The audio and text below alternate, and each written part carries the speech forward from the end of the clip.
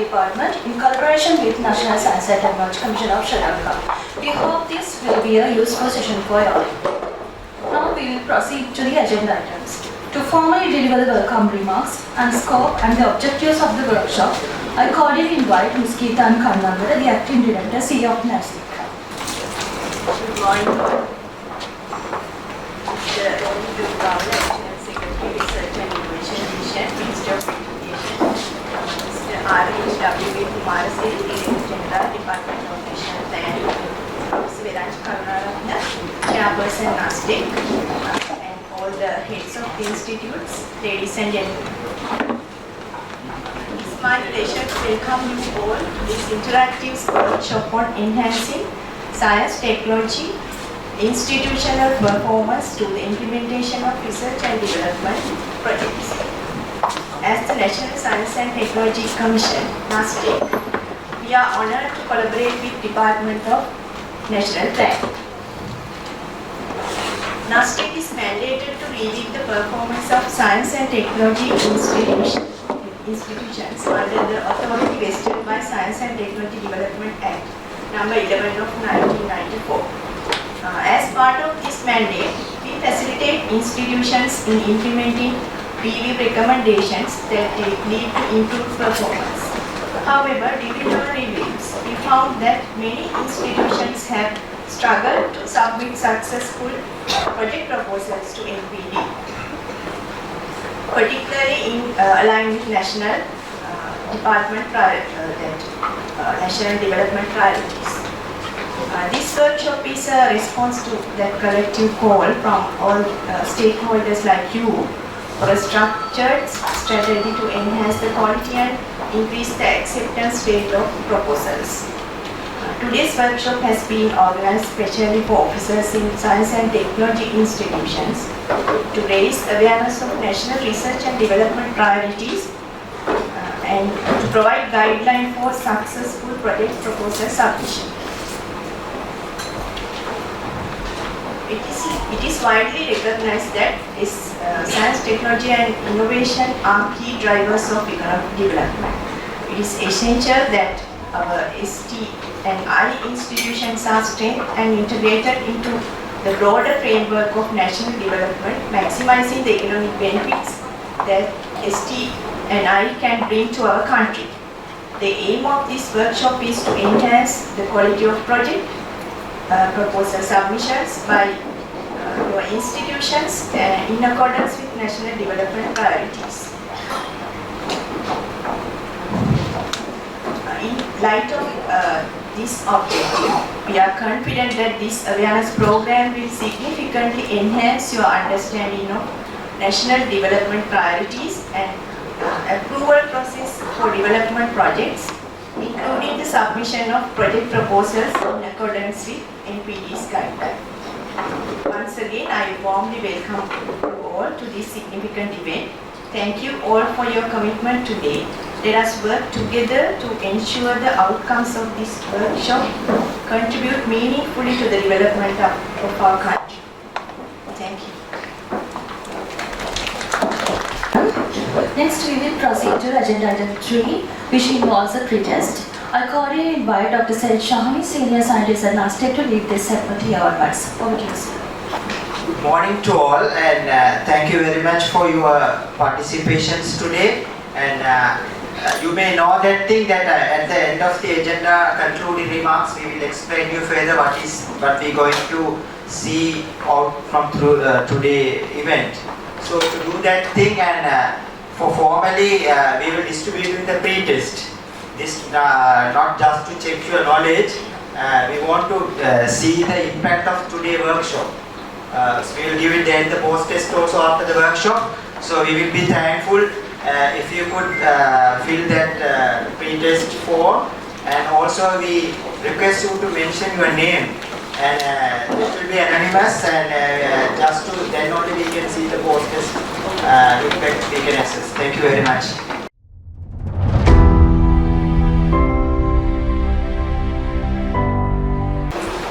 Good morning everyone. Thank you very much for inviting me for this workshop. Actually, would like to say a few words on this commercialization. First of all, Chairman NASTEC and General National Planning, National DG National Planning, and Ministry representatives and distinguished guests. Actually, my topic today is to say something about the Ministry involvement in translate research into products, services, and that benefits the society economically.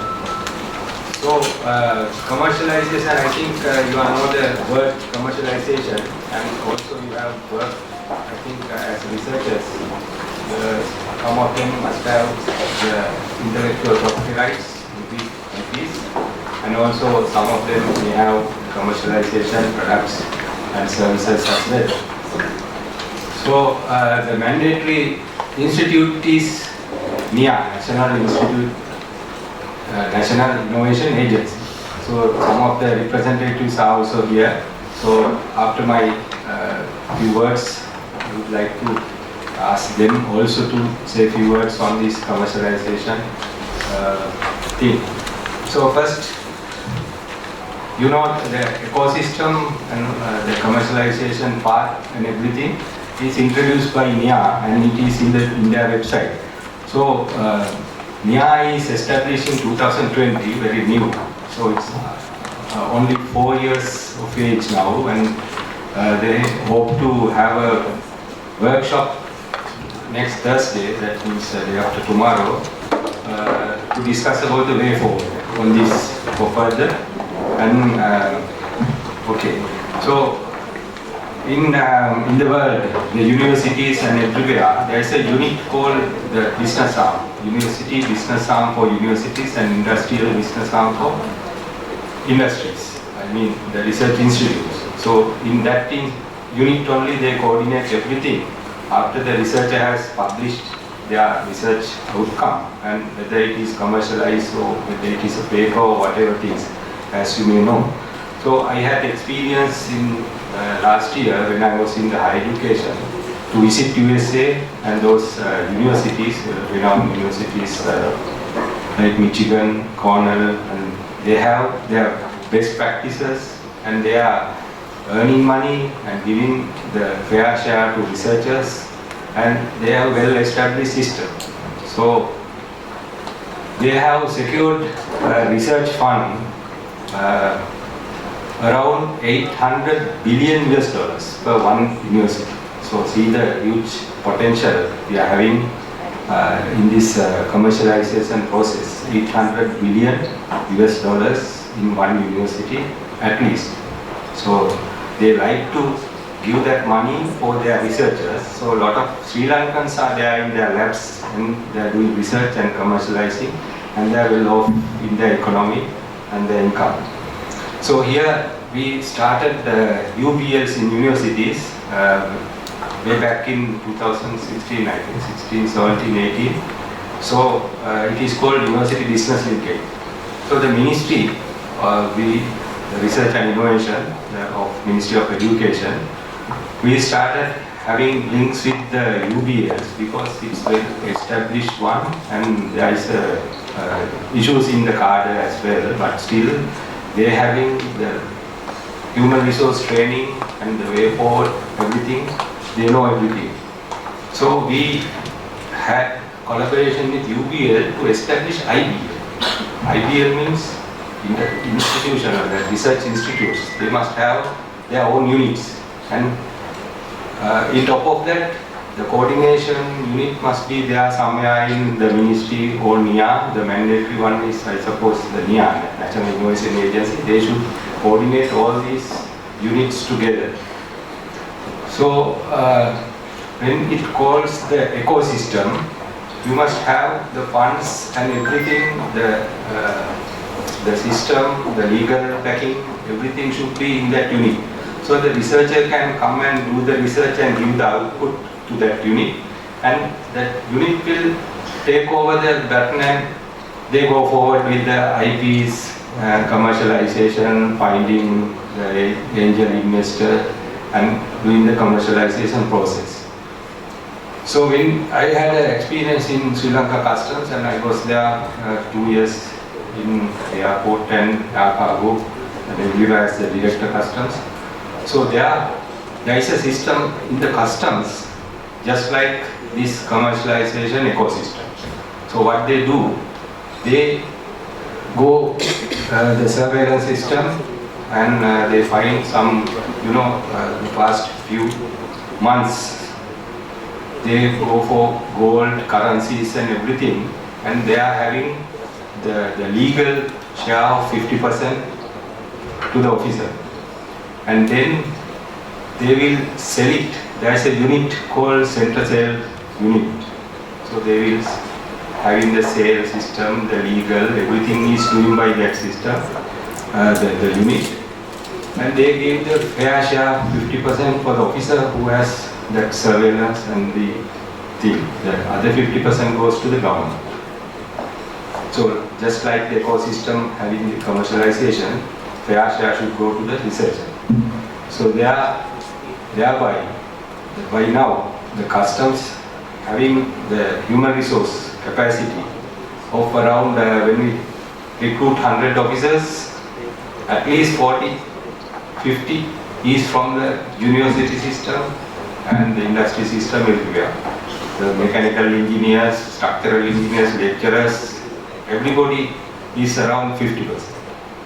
So they come after their jobs and join the customs, and they give their services to the Sri Lanka customs. So first of all, we must establish that ecosystem and IBLs in the university. So this workshop is to learn about the writing, the things about the research and development, but still will end up your research in commercialization. Then only this sector is surviving. So next month, 13th September, we have planned to have the industry people and the researchers meeting together. So thereby the industry people knows what they want and the researchers know how to do it. And actually this, the matching ones, we are having the big forum in 30, we have planned at 13th September. You can see some of you also at the workshops at that time. Thank you very much, and I welcome you all to get the maximum out of this the workshop. Thank you.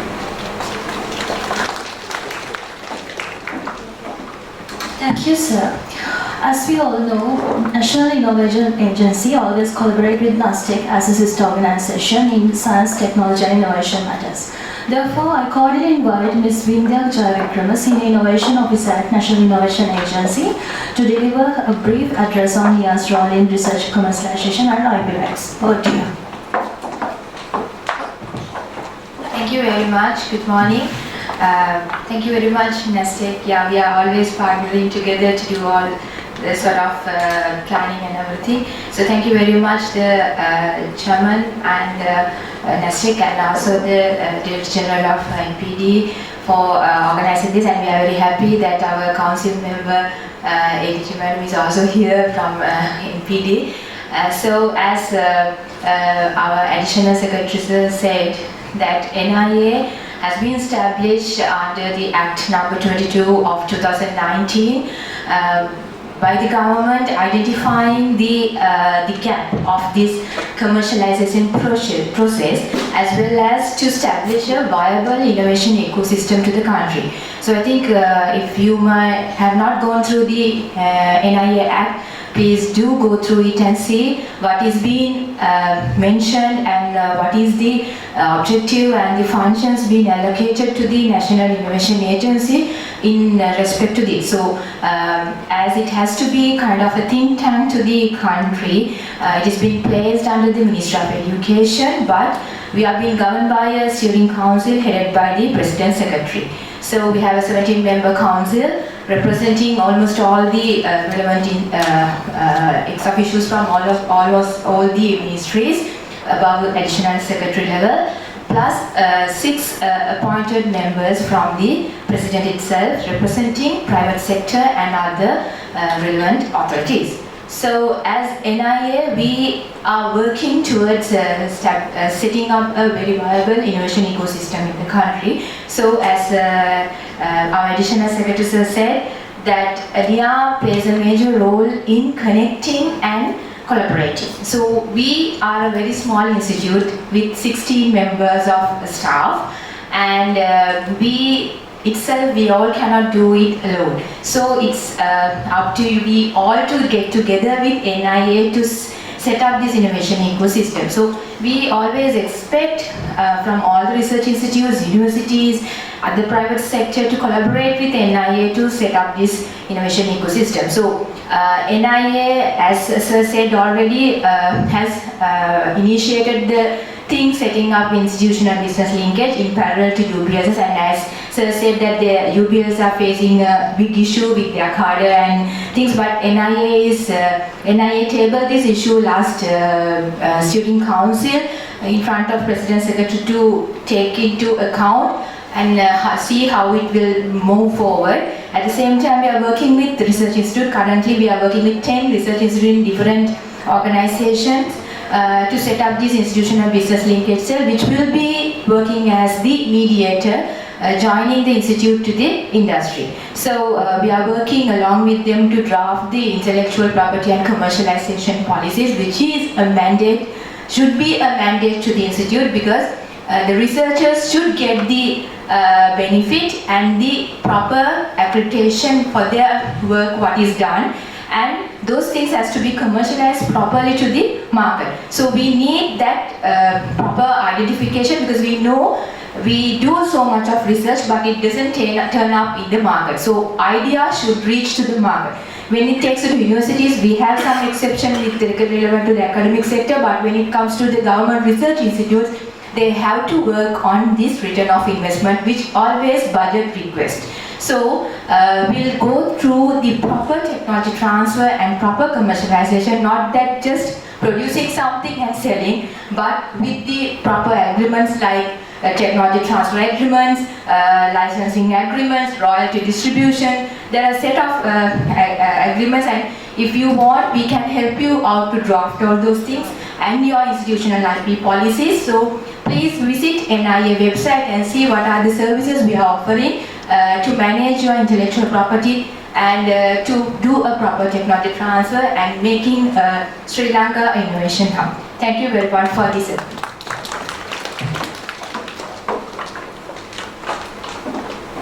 Thank you, ma'am.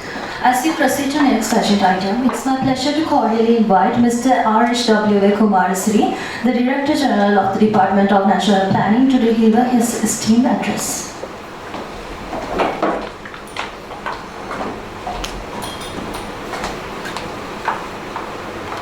Very good morning to you all. Thank you very much. With the NASTEC, we are organizing this event, and also I am very happy the large number of group here, all representing maybe research institute in Sri Lanka. Around 80 agencies are really doing research. Just the previous speech given by the NIA, really what we are expecting to develop Sri Lanka, research is part of development. But though we are isolating, maybe looking at mandates, every agency, but a very important idea is to gather. Now we are here, all relevant agencies. I have to thank Chairman Professor Karnaratna and his team. We are always meeting time to time and plan at least to have an understanding what NPD is doing and what really continues, and what is the role of the research institute to link with the government development agenda, and also where the gaps are. What we are planning, and Additional Secretary, Ministry of Education and team. Thank you very much all representatives participate in this important event. And NPD, we are always working with all the government agencies. Other than NASTEC, every agency is coming to meet NPD, not because of their interest, but of course at Treasury we are always working with all the relevant agencies, especially the universities are very closely work with NPD. We are time to time having a discussion, and they are also expecting where are the gaps, what we really want to do research and development. They are always asking us. Now we are preparing a national development policy framework for 2050. With that, we are preparing 10-year plan. I think everyone knows now two acts already enacted very recently. Public Finance Management Act, the other one Economic Transformation Act. These two acts given a lot of insights where we are investing our money. Previously, I'm not really talking about the research and development, but in general, the public finance is very much important and crucial. As we know, last 2 years we had an economic crisis. Previously we had the COVID, even before East attack. All given us tight fiscal space, allocating money for the development as well as salary and all other social protection and any other activities within the limited space. But not limiting, we no need to allocate any money for the research. Research is a very important role, but for the allocation from the GDP is very minimum, very limited money. Even though end of the day, even allocated money, are we really fully utilizing? That's another key. Sometimes we are allocating less money, but end of the year, are we really utilizing 100% of the allocated money? That is only one area to be looked at. You can request proposals through NPD, but at the same time, our mechanism system has to be enhanced, capacity improvement for the research work. I think though you complain maybe we are not getting much money, but there are opportunities to get additional money other than the government. We can always get the grant money through various sources. I know university, they are preparing proposals, getting grant money from outside. But even within Sri Lanka also we can discuss with some of the agencies to get some money. But for that you have to have a project submission. That's what we are here today, to enhance knowledge, how we can prepare a proper project submission to the NPD. With the PFM Act, there won't be any money allocated outside the NPD recommendation. We have a PIP, Public Investment Program. All projects should be in first instance to the PIP. Without that, that legally is act by the Parliament, no money will be allocated without PIP, Public Investment Program. Already gazetted yesterday. You can go to the website, Parliament or the printing department. You can get the act, look at it. In future, the very tight program, and no project can approved by the cabinet unless NPD approved, and it is within the public investment program. Then only go to the cabinet for approval with the amounts. But small scale project no need to go to the cabinet, but it should be through national planning and with the PIP, and money will be allocated not isolately. There will be a committee, public investment committee, chaired by the Secretary to the Treasury, and national planning is the secretariat organizing the committee. Only Treasury officials are members. Within those processes, we cannot allocate money. The previously some projects going directly to the cabinet, unsolicited nature of proposals, projects. In future, there won't be any such projects. Legally, you can't get any approval from the cabinet directly unless you go into the proper channel, follow the proper procedure. That is good because the country situation, we know that the investment, even this building very huge, and how much money we spent to build this huge building, and we have to fully utilize. And we are having every month, Monday, the NOR, National Operation Room. The money we have allocated last several years, buildings, huge building, various agencies, but now government, yesterday also we discussed at NOR, I just heard the staff issue. Government is planning to reduce the cadre 750,000. What is now 1.3 billion. The total card around 2 million, but at the moment our staff, public officials, 1.3. If we think about reducing 50% of 1.3, how can we manage? That's the challenge. Our expectation by 2030, 750,000 public servants. We are one of the highest population public officer rate. Therefore, we have to work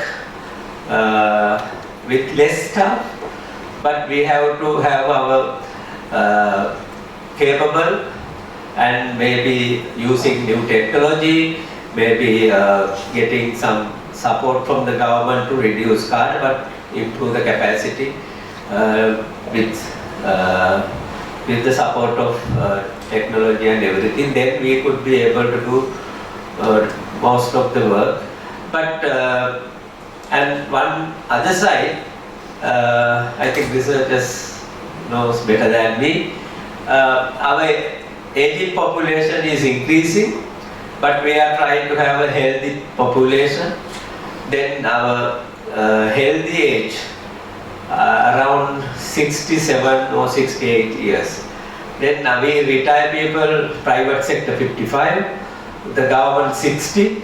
Then 7 years healthy age people don't use their knowledge, experience, capacity to develop this country.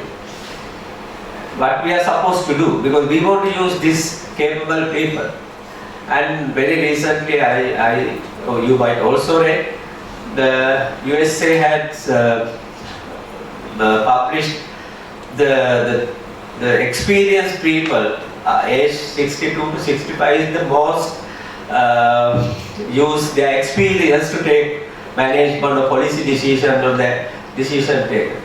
We ask them to go home and stay home and without doing much work, because of we are losing experience kind of a people without taking much for the country. Researchers can do a lot.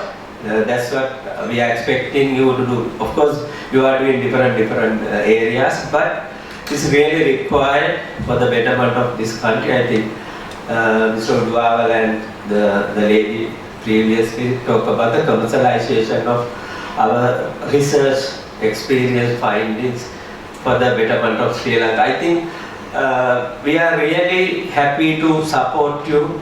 Any proposal on the research side, send through the proper channel, through the ministry. we will look at how much money we could allocate. That all depend on you. You have to have the proper research proposals, and also you have to highlight the commercialization after research findings, how you are going to link with private sector or within other government agencies those findings to commercialize. I think we had of course meeting with NIA chairman and others very recently. We asked them to work with the agencies. This is one of the forum we are having today to discuss for the way forward. I think NASTEC is doing good work.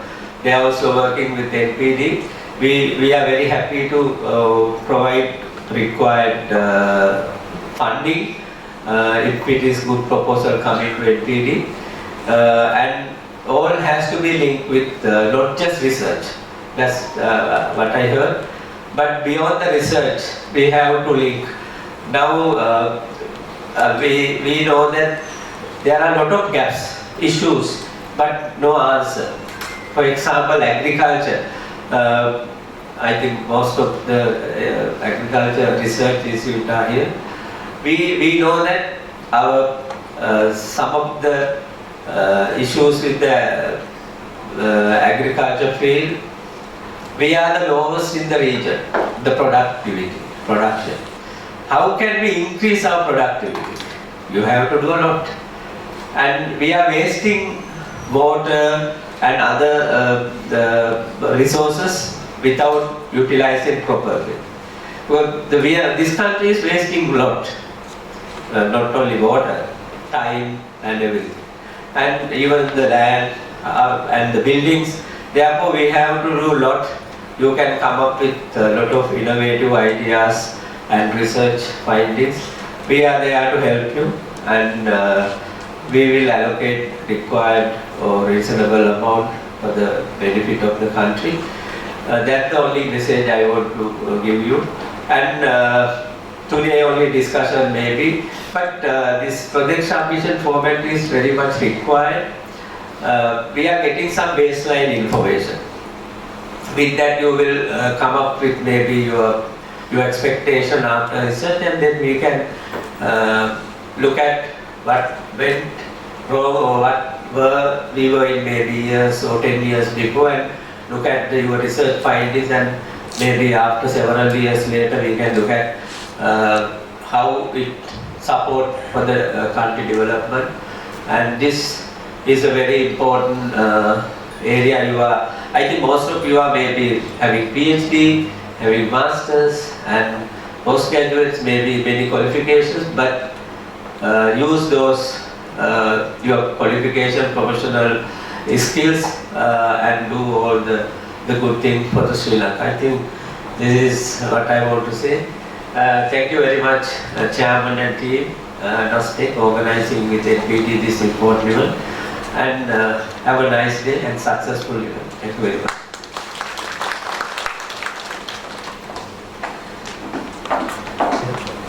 Thank you, sir. As per the agenda, the next item will be a presentation on a systematic approach to address research priorities for national development. For that, I cordially invite Professor Viranja Karunaratne, the chairperson of NASTEC, to deliver this special presentation here onwards.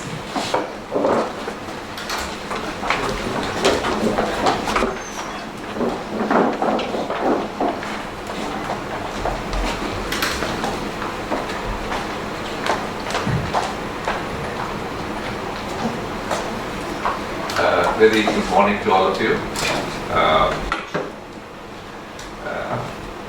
The DG NPD just left, and the other officials from the National Planning Division, Mr. Uduawala, Additional Secretary for SRT within the Ministry of Education, and my co-workers from NASTEC, the acting director, who just spoke to you a little while ago. So the purpose of this meeting is to, it's titled Systematic Approach to Addressing Research Priorities for National Development. And as you know, we've been doing research even even before independence. Some of the older research institutes, at least in the plantation sector, were established even during the British times. They still continue. There were some things as a researcher, as an academic myself, my observations that I need to mention very briefly. At the outset is that Sri Lanka has missed the bus in many of the global technological waves that swept the planet. Steam engines, the Industrial Revolution started in 1825 in the city of Manchester, UK. We were nowhere near in readiness to harness that technology, and that technology only moved globally from east to west, not from north to south. So we didn't have access to that. Then there were other technological waves, especially as a result of fossil fuels that became readily available at cheap prices around the 1900s. Motor cars were manufactured. We were still under the British. Sri Lanka never benefited from any of these technologies. We just had to be satisfied with what the British basically gave us as handouts. We had no say in anything in terms of our own input and our scientific input. Then, even during the 1970s and 80s, we missed the bus again in the electronic revolution. We never participated, although we were independent at that time. The government officials and the politicians didn't understand research at that time. And even at the time of independence, whilst India, the prime ministers, the first prime ministers understood the value of research, they allocated money which was put in the constitution, how much should be spent on research. Sri Lanka just completely were absent in those decision makings, and even today our annual GDP contribution of 0.15%, it's like this. When you have a disease, you're given a certain dosage of a medicine to cure the disease. So if you give half the dosage, you're not going to get cured. So if you put way below the threshold of money that is required for adequate research, you're not going to do research. So it then, at a point in time, it becomes a waste of money. In terms of outputs, then the politicians start screaming and saying scientists have no outputs, but maybe the amount of money spent is way below the threshold required to have any positive output. You can't cure diseases by giving half doses of medicine. I use that analogy. So, research is nothing but what everybody has seen. Everybody has seen most of the research ideas that you propose or will ask for funding, but nobody has thought of that ideas of research before that. And everybody sees these issues as problems. No one never sees them. We see them. So in that sense, we can say research is formalized curiosity. We are all curious, but we need to formalize our curiosity, otherwise it doesn't lead anywhere. So let me just go over some of these things. Privatizing research as a national agenda has profound impact on the development of a country and in it and the global standing. Sri Lanka is still not considered a competitive country. One of our biggest statistics, 0.15% of the GDP spent on research, is one poor statistic. The other poor statistic is it directly translates to the high-end, high technology exports we send out of this country to the world. Of all the exports, it's only less than 1% or 1% of our exports are high-tech. You cannot develop a country with 1% high-tech exports, because they are the ones that gives you the biggest profit margin. Right? Selling coconuts is 10% profit margin. Selling tea is 10% profit margin. Selling rubber, we don't do that anymore, is only 10%. So if you play in the commodity economy, your margins are only 10%. But if you play in the high-tech economy, your margins are 30, 40, 50%. We don't play in that market. Obviously, 0.1% translate to 1% high-tech exports. So input equals output in that sense, right? So unless and otherwise this high-tech export percentage goes up very rapidly to about 10%, we're not going to make it.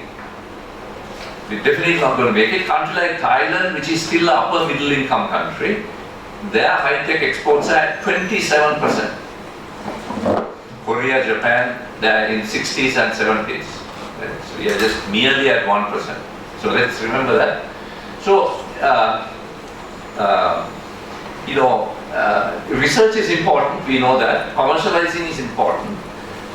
There is a feeding cycle here which feeds into job creation, attracting foreign investment to increase productivity, fostering sustainable development, improve standards of living, enhance education and research. So the gap between the poor countries and the rich countries is not so much a money gap. It is a money gap, but it's a technology gap, which has translated to a money gap. So there's a gap in technology between first world countries and the third world countries. And that's why we are in this situation. So if we think we are going to make this into an upper middle income country by selling coconuts, it's not going to happen. Definitely not going to happen. There's nothing else we can sell. We just need to increase that high-tech export percentage. If that happens, then we will make it. So cut flower industry, I'm not being critical of cut flowers. I'm not critical of any exporter who exports anything to make money. But none of it will make us into an upper middle income country unless technology kicks in. So there is no question that all these technologies have improved the planet, and right now NASTEC is more interested. There are other mandated activities that NASTEC is supposed to deliver. So one of them is to organize and conduct a biannual conference in science and technology every 2 years. So the last one was held in 2023. So it came up with 4 themes where it is really applicable to research. We are not talking about research in artificial intelligence, although we should do it, but there are other burning issues in Sri Lanka that we should contribute to. For example, food security, right? Is a very critical area, especially because climate is changing. With the change in climate, maintaining food security becomes a very challenging issue. And then we have a huge resource of endemic flora in this country. 25% of our flora are endemic, but we never have tapped into what is inside these plants and see whether there can be medicines that we can harness for export. That would be a high-tech industry. And then energy is a critical factor. We know you read in the newspapers our dependence on fossil fuels. Although the CED in its annual reports mentions traditionally that non-fossil fuel they will increase the percentage of non-fossil fuel energy production, but that doesn't seem to have happened. It's just merely a promise which doesn't seem to have translated into practice. We're still very dependent on fossil fuel. And then natural resources is another area. These are very Sri Lankan projects that we can do. We are blessed with a lot of natural resources.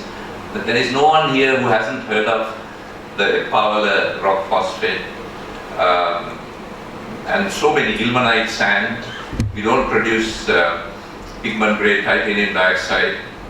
One hand exports $20 million worth of ilmenite sand, and the other hand imports $20 million worth of pigment grade titanium dioxide that others have made and we are buying them. So this hand doesn't see this hand, doesn't communicate, the two hands are not communicating to each other. And the politicians don't seem to think that we have the know-how and the technology to produce pigment scale titanium dioxide, and that is a fallacy. a total fallacy that the politicians are perpetrating, that we cannot make pigment grade titanium dioxide. We can. And at the Sri Lanka Institute of Nanotechnology, we have given processes where pigment grade titanium dioxide can be made. It's just that there had not been commercial takers for this.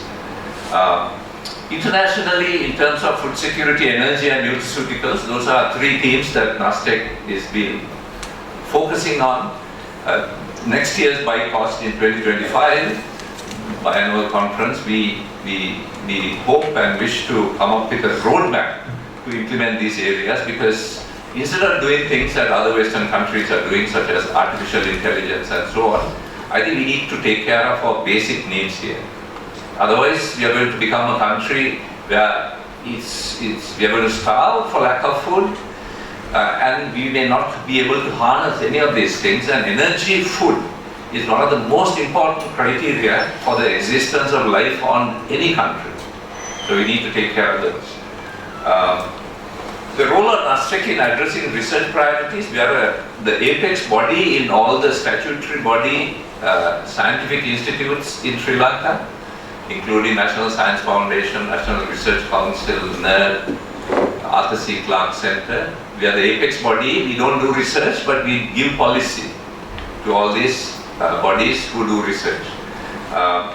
Central body, NASTEC, is responsible for identifying national research priorities aligned with the development goals, SDG goals, and directs efforts towards key strategic areas. Of course, we were born in 1994 with the NASTEC Act in 1994, and the allocation of funds to science and technology, including priority funding research and development in science and technology, the National Planning Division increasingly is relying on NASTEC to give guidelines as to what areas of research are relevant and should be prioritized for funding. So this is the collaboration with the National Planning Division that we have currently. We submit reports to the government annually. I just hope they're reading them, at least. And the performance of science and technology institutes, which I'm sure in this audience there are majority of institutes who are represented here. We have collaboratively, jointly done reviews about your divisions and given recommendations.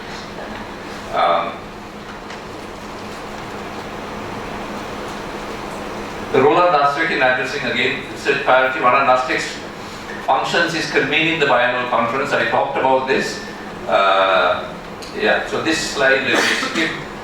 These are the findings of our thematic research areas that I talked about on herbal pharmaceuticals and lead medicinal compounds, natural resources,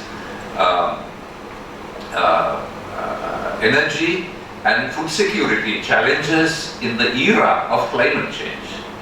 We need to pay attention to climate change, otherwise it's already, we see the adverse effects of climate change. So this year's or next year's proposal is to make this into a roadmap. Currently, National Research Council is calling for grant proposals based on these 4 thematic areas. So at least one research institute, funding institute, has taken the lead of following the NASTEC recommendations. So in conclusion, the areas addressed in BICOS 9 last year, efforts undoubtedly led to fostering of entrepreneurship, creating job opportunities, attracting investment in research and development. By the way, the NASTEC is a very small organization. We may appear like a big organization, but our director, acting director, will tell you what a small organization we are. So we successfully carry out most of these programs. I can assure you we have only 2 scientists and 2 senior scientists. And then if the chairman happens to be a scientist, I can also contribute. So that's all we have. But then we do collaborate with over 200 to 300 scientists in this country. So whenever we come up with these 4 booklets, the research booklets that I showed you, that is a combined effort of at least 250 scientists. So we collaborate with those scientists who come, work with us and develop proposals. So I think NASTEC will not be challenged when the public service reduction to 750,000 is enacted. NASTEC will still remain the same, I'm sure. Therefore, prioritizing national research develops homegrown solutions because at the end of it, we are not a rich country. We need to have low-cost solutions to our problems. So that's critically important. By reducing reliance on foreign technologies, sometimes it's difficult to rely on foreign technologies. As you know, science is global. There's nothing really called Sri Lankan science. We are global participants of a globally relevant scientific process. Strong research foundation strengthens a culture of inquiry and creativity, which is vital for nurturing future generations of innovators and leaders.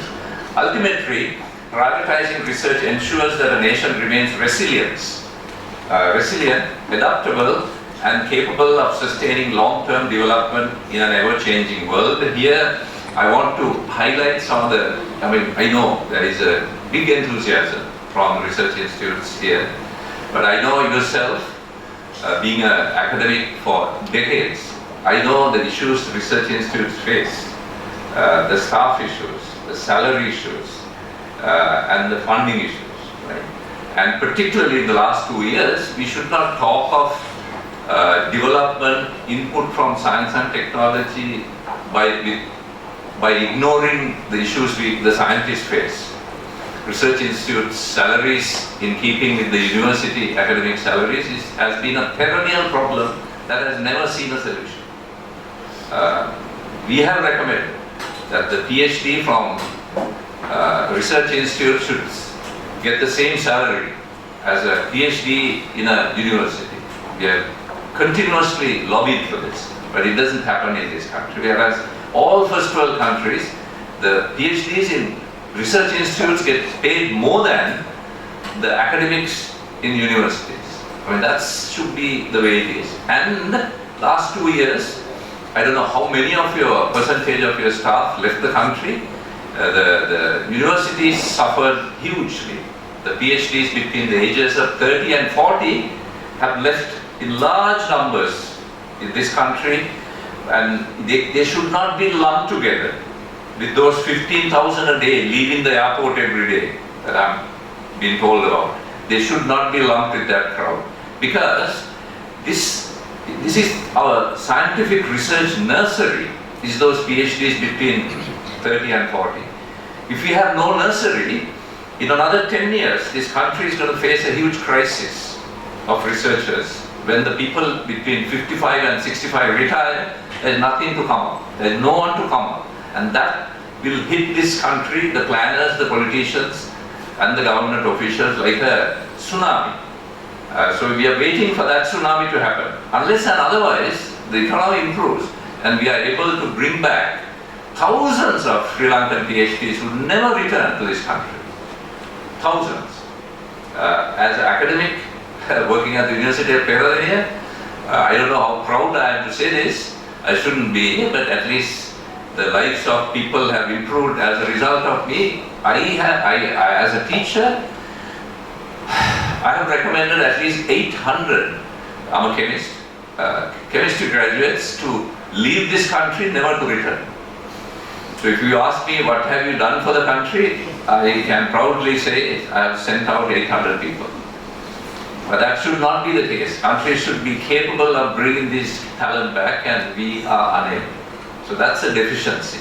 And I don't want to, these are problems you talk about every day in your lunchrooms, and we are very familiar with, but I think we need to collectively, this body, I thought of talking to you here. But I think, yet again, you've been trained to write. Remember, research has become very complicated over the years, right? There are granting agencies, there are ways to apply for grants, then we have IP agencies, IP rights that intervene. There are modern ways of doing grant proposals, non-disclosure agreements, commercialization agreements, respecting IP, all that now enters into research. Research without IP is no research at all now. So we need to be aware of all this, and that's the reason why this workshop has been organized, and I hope that you will have a very fruitful time, and this activity will lead to many fruitful applications that will be approved for carrying out research and hopefully lead to a very happy outcome. Thank you very much.